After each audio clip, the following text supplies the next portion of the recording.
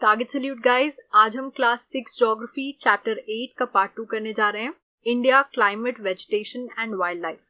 जैसा कि आपको याद होगा, हमने इस चैप्टर को 4 ब्रॉड ब्लॉक्स में डिवाइड किया था जिससे आप इसको आसानी से समझ सकें। पिछले पार्ट में हमने वेदर और क्लाइमेट को पूरी तरह से कंप्लीट कर लिया था। आज हम स्टार्ट करने जा रहे हैं नेचुरल वेजिटेशन से। एज यूजुअल एकदम सिंपल फॉर्मेट में इस चैप्टर को कंप्लीट कर लेंगे। So let's start. Natural vegetation ये क्या होता है? आप अपने आसपास देखोगे तो आप नोटिस करोगे कि प्लांट लाइफ में बहुत सारी वैरायटी होती है। मतलब इंडिया में जो भी प्लांट्स अवेलेबल हैं उसमें बहुत सारी वैरायटी है, अलग अलग तरह के प्लांट्स हैं। जैसे कि ग्रास होती है, फिर छोटे प्लांट्स होते हैं जिनको हम बुशेस कहते हैं या श्रब्स कहते हैं। फॉर एग्जाम्पल कैक्टस या फ्लावरिंग प्लांट्स, जैसे रोज का जो पौधा होता है उसको भी श्रब कहा जाता है, रोज श्रब्स। और इन सब के अलावा बड़े लंबे पेड़ भी होते हैं, जैसे कि मैंगो का पेड़ या नीम का पेड़। इनके पास बहुत सारी ब्रांचेस होती हैं, लीव्स होती हैं। या फिर पाम ट्रीज भी है जो लंबे तो हैं लेकिन इनकी बहुत सारी ब्रांचेस या बहुत सारी लीव्स नहीं है। सो आप देख सकते हो कितनी वैरायटी है हमारे आसपास प्लांट लाइफ में। तो इन सब से नेचुरल वेजिटेशन का क्या मतलब है?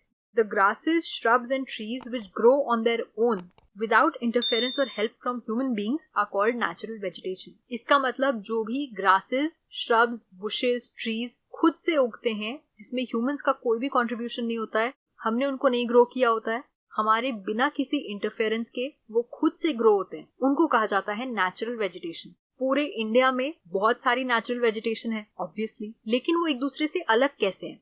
Different types of natural vegetation are dependent on different climatic conditions, especially the amount of rainfall। इन सारी natural vegetation को एक दूसरे से अलग एक चीज बनाती है और वो है different climatic conditions। सारे रीजन में, जैसे हम पहले बात कर चुके हैं, क्लाइमेट अलग अलग होता है, रीजनल डिफरेंसेस आ जाते हैं क्लाइमेट्स में, और इन डिफरेंट क्लाइमेटिक कंडीशंस की वजह से वहां के जो पेड़ पौधे हैं उसमें डिफरेंस आ जाता है। Specially rainfall. अगर आप डेजर्ट का वेजिटेशन कंपेयर करोगे एक माउंटेन से तो आपको डिफरेंस क्लियरली दिखेगा, क्योंकि डेजर्ट में बारिश होती ही नहीं है ज्यादा। तो वहां का जो नेचुरल वेजिटेशन है वो माउंटेन्स की नेचुरल वेजिटेशन से काफी अलग होगा। और क्योंकि इंडिया में इतनी सारी वैरायटी है क्लाइमेटिक कंडीशंस में, इसीलिए इंडिया के पास नेचुरल वेजिटेशन में भी बहुत ज्यादा वैरायटी है।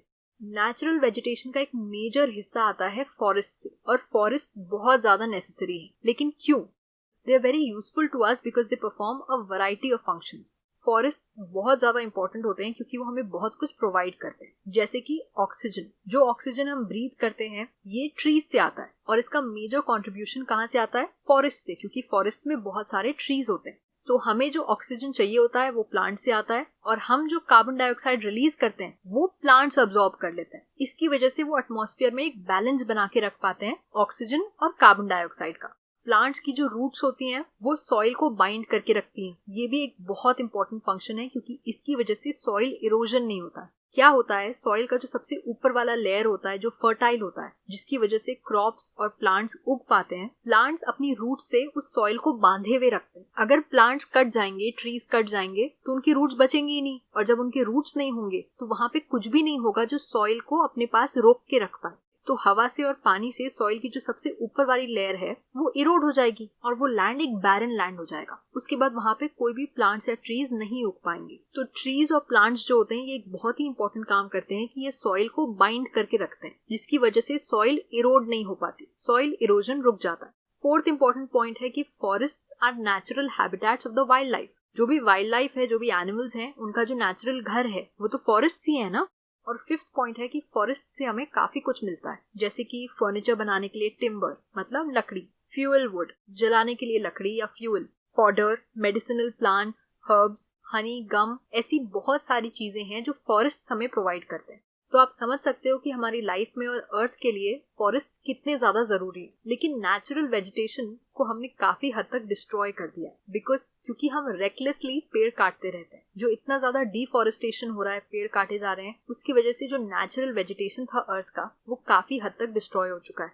तो अब प्रॉब्लम तो हम सबको मालूम है, डिफॉरेस्टेशन हो रहा है, लेकिन इसका सोल्यूशन क्या है? सबसे पहली बात ऑब्वियसली हमें और पेड़ प्लांट करने चाहिए। जो एग्जिस्टिंग पेड़ हैं उनको प्रोटेक्ट करना चाहिए। लोगों को पेड़ों की इंपॉर्टेंस समझानी चाहिए कि वो हमें कितना कुछ प्रोवाइड कर रहे हैं और वो हमारी लाइफ के लिए कितने ज्यादा जरूरी है। और आजकल लोग स्पेशल प्रोग्राम्स रखते हैं, जैसे कि वन महोत्सव। इन स्पेशल प्रोग्राम्स का फायदा ये होता है कि ये लोगों को और अवेयर करवाते हैं एनवायरनमेंट के बारे में, और हमारे अर्थ को ग्रीन बनाने में, ट्रीज प्लांट करने में ये लोगों को इन्वॉल्व करते हैं। इस तरह की चीजें करके हम अर्थ को प्रोटेक्ट कर सकते हैं, डिफॉरेस्टेशन रोक सकते हैं। इसी के साथ आते हैं हम अपने लास्ट ब्लॉक पे, विच इज वाइल्ड लाइफ।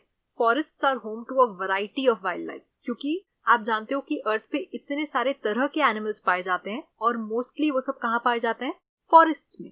अर्थ पे थाउजेंड्स ऑफ स्पीशीज हैं अलग अलग एनिमल्स की, रेप्टाइल्स की, एम्फीबियंस, मैमल्स, इंसेक्ट्स, बर्ड्स और इवन वर्म्स जो कि फॉरेस्ट्स में रहते हैं। फॉर एग्जाम्पल हम कुछ पे नजर डालते हैं। टाइगर जो है वो हमारा नेशनल एनिमल है इंडिया का। It is found in various parts of the country. India के काफी रीजन्स में आपको टाइगर दिख जाएगा। गिर जो गुजरात में है, गिर इज अ नेशनल पार्क जो गुजरात में है, that is home to the asiatic lions. Tigers आपको कंट्री के काफी रीजन्स में दिख जाएंगे, लेकिन लायंस जो हैं उनका नेचुरल घर सिर्फ गुजरात में है, गिर में है। और ये एशियाटिक लायंस है, मतलब जो एशिया के लायंस हैं ये वो हैं। जो दूसरे तरह के लायंस होते हैं वो होते हैं अफ्रीकन लायंस, वो ऑब्वियसली अफ्रीका में पाए जाते हैं। सो गिर national park is very important. और अगर आपको वहां जाने का मौका नहीं मिल पाया है तो जरूर प्लान बनाइएगा, कभी घूम के आइएगा। Lions are beautiful animals, very royal, और ये अकेली जगह है जहाँ पे आपको एशियाटिक लायंस अपने नेचुरल हैबिटेट में दिख पाएंगे। थर्ड हम आते हैं एलिफेंट्स पे। एलिफेंट्स और वन हॉर्न्ड राइनोसेरस ये दोनों असम के फॉरेस्ट में पाए जाते हैं। एलिफेंट्स आपको केरला और कर्नाटका में भी दिखेंगे। कैमल्स ग्रेट इंडियन डेजर्ट में पाए जाते हैं, क्योंकि कैमल्स बेसिकली डेजर्ट एनिमल्स हैं, वो डेजर्ट में सर्वाइव करते हैं। रन ऑफ कच्छ जो गुजरात में है वहाँ पे वाइल्ड एसेस पाए जाते हैं। और जो हिमालयन रीजन है वहाँ पे wild goats, snow leopards, bears, इस टाइप के बहुत सारे एनिमल्स पाए जाते हैं। हिमालयाज में भी जो वाइल्ड लाइफ की वैरायटी है वो बहुत अच्छी है। बहुत तरह के और बहुत खूबसूरत एनिमल्स हिमालयाज में पाए जाते हैं। ये सब तो कुछ ही एनिमल्स थे, बाकी आपको भी मालूम है बहुत तरह के एनिमल्स इंडिया में एग्जिस्ट करते हैं, जैसे कि मंकीज, वुल्फ, चीता, जकैल, नीलगाय एक्सेट्रा। और जितना रिच इंडिया एनिमल लाइफ में है उतना ही रिच बर्ड लाइफ में भी है। पीकॉक हमारी नेशनल बर्ड है, लेकिन यहाँ पे बहुत और तरह की भी बर्ड्स पाई जाती हैं, जैसे कि पैरट्स, पिजन्स, मैना, गीज, बुलबुल, डक्स एक्सेट्रा। इंडिया में कई सारी बर्ड सैंक्चुरीज भी हैं जिनको गवर्नमेंट ने बनाया है to provide a natural habitat to birds. जो बर्ड्स का नेचुरल हैबिटेट है, जहाँ पे उनको रहने की आदत है, वो एरिया डिस्ट्रॉय ना हो जाए, कोई खराब ना कर दे, इसलिए उस एरिया को प्रोटेक्ट करने के लिए वहाँ पे बर्ड सैंक्चुरीज बनाई गई हैं। ये सैंक्चुरीज बर्ड्स को हंटर्स से भी प्रोटेक्ट करती हैं।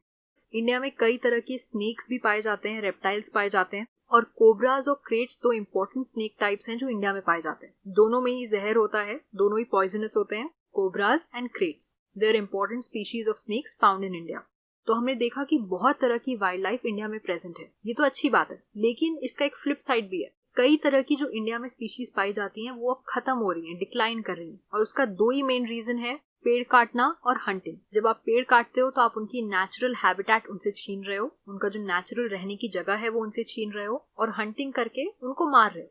तो इन दोनों रीजंस की वजह से काफी वाइल्ड लाइफ इंडिया की डिक्लाइन कर रही है, खत्म हो रही है। काफी स्पीशीज तो ऑलरेडी एक्सटिंक्ट हो चुकी हैं, मतलब अब उन एक्सटिंक्ट स्पीशीज के कोई भी एनिमल्स इंडिया में नहीं पाए जाते हैं। तो ये आप सोचो कितनी गलत बात है कि जो एनिमल्स एग्जिस्ट करते थे लेकिन आज वो एग्जिस्ट करना बंद कर गए बिकॉज ऑफ अस, हमारी गलतियों की वजह से, हमारी एक्टिविटीज की वजह से। इन एनिमल्स को, इन वाइल्ड लाइफ को प्रोटेक्ट करने के लिए नेशनल पार्क्स बनाए गए, सैंक्चुरीज बनवाई गई, बायोस्फीयर रिजर्व्स बनवाए गए, और गवर्नमेंट ने कई सारे प्रोजेक्ट्स भी स्टार्ट किए हैं, जैसे कि project tiger and project elephant, in animals को कंजर्व करने के लिए, इनको प्रोटेक्ट करने के लिए। लेकिन ये तो हो गया वो काम जो गवर्नमेंट ने किया है। हम क्या कर सकते हैं इसमें, आप और हम? ये कहने से नहीं चलेगा कि हम क्या कर सकते हैं। एक्चुअली हम भी काफी कुछ कर सकते हैं, हम भी अपना कंट्रीब्यूशन दे सकते हैं इन एनिमल्स को प्रोटेक्ट करने में। जैसे कि हम वो चीजें खरीदने से मना कर सकते हैं जिसमें इन एनिमल्स को यूज किया जाता है। फॉर एग्जाम्पल इनकी बोन्स, हॉर्न्स, फर, स्किन, फेदर्स, अगर इन सब चीजों से कोई भी प्रोडक्ट बनाए जा रहे हैं तो उनको लेने से अगर हम मना करेंगे, उनकी सेल नहीं होगी, तो ऑब्वियसली वो प्रोडक्ट बनने बंद हो जाएंगे और इन एनिमल्स की हंटिंग बंद हो जाएगी। हर साल वाइल्ड लाइफ वीक भी मनाया जाता है फर्स्ट वीक ऑफ अक्टूबर में। तो every year the first week of October is called wild life week. ये उनके लिए बहुत इंपॉर्टेंट है जो कॉम्पिटिटिव एग्जाम्स के लिए प्रिपेयर कर रहे हैं। इस वीक को वाइल्ड लाइफ को डेडिकेट किया गया है जिससे लोगों में अवेयरनेस आ सके कि हमें एनिमल्स को और उनकी नेचुरल हैबिटेट को प्रोटेक्ट करना है। अगर आप वाइल्ड लाइफ को देखोगे तो आपको दिखेगा कि कितनी ज्यादा खूबसूरत होती है wild life. Animals are so beautiful, nature ने उनको इतने अच्छे से बनाया होता है। फॉर एग्जाम्पल कुछ माइग्रेटरी बर्ड्स को देखते हैं। कुछ बर्ड्स होती हैं जैसे कि pintail duck, curlews, flamingo, osprey and little stint. ये बर्ड्स वो हैं जो हर साल विंटर सीजन में माइग्रेट करके हमारी कंट्री में आती हैं। मतलब ये बाहर की बर्ड्स हैं जो एवरी ईयर जब विंटर सीजन हो जाता है तो ये दूसरी कंट्री से उड़ के इंडिया में आ जाती है। बर्ड्स की इस मामले में मेमोरी बहुत अच्छी होती है। उनको मालूम होता है कि हर साल वहीं जाना है। जैसे आप समर वेकेशन या विंटर वेकेशन में जाते होगे ना नाना जी के घर या कहीं छुट्टियां मनाने, तो काफी लोग सेम जगह हर साल जाते हैं। तो उसी तरह से ये जो बर्ड्स हैं ये हर साल माइग्रेट करके इंडिया आती हैं, स्पेशली विंटर सीजन में उन जगहों से जहाँ पे विंटर में बहुत ज्यादा ठंड पड़ती है। लिटिल स्टिंट जो है ये इनमें से सबसे खास बर्ड है क्योंकि ये स्मॉलेस्ट माइग्रेटरी बर्ड है। जो भी माइग्रेटरी बर्ड्स इंडिया में आती हैं उनमें से सबसे छोटी बर्ड है ये, और हो सकता है कि इसका वेट सिर्फ 15 ग्राम्स हो। मतलब ये इतनी हल्की और इतनी छोटी होती है। ये आर्कटिक रीजन से ट्रैवल करके इंडिया आती है ऑलमोस्ट 8000 किलोमीटर्स ट्रैवल करने के बाद। तो क्या आप इमेजिन कर सकते हो कि इतनी छोटी सी बर्ड जिसका खुद का वेट ऑलमोस्ट 15 ग्राम्स है बस, वो 8000 किलोमीटर्स ट्रैवल करके आर्कटिक रीजन से, जो पोलर रीजन है, वहां से उड़ के इंडिया में आ रही है।